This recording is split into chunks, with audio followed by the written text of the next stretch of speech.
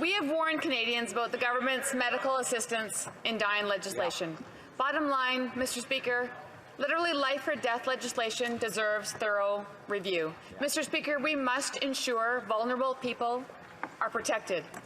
It is very disappointing to see that this Liberal government is offering state-sanctioned suicide to our military heroes instead of providing them with the care that they need.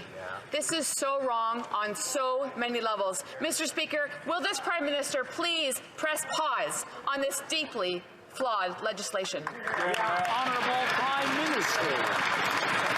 Medical assistance in dying is a deeply personal and complex choice that touches people and families at an extremely difficult time in their lives. Since day one, our focus has been on creating a framework that has strong safeguards, that protects the most vulnerable and remains compassionate. We will continue to make that our focus at every step, and we'll continue to work closely with provinces, territories, medical experts, and indeed all parliamentarians as we move forward on this process.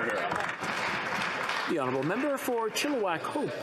Well, Mr. Speaker, the safeguards simply aren't working. In too many cases, vulnerable Canadians, including injured veterans and persons with disabilities, are being offered assisted suicide instead of the supports that they want and need from the system. The heads of psychiatry at all of Canada's 17 medical schools have called for a delay to the Liberals' deeply flawed MAiD legislation that will expand eligibility to those with mental disorders in March of next year. So will the Prime Minister finally listen to the experts, finally listen to vulnerable Canadians, and press pause on this deeply flawed MAiD expansion? Right Honourable Prime Minister.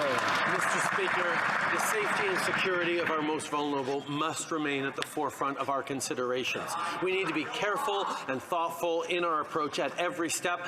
That's why we're continuing to work with experts, including those at the front lines and those with lived experience, working with all parliamentarians, working with provinces and territories to ensure that there is a strong framework in place.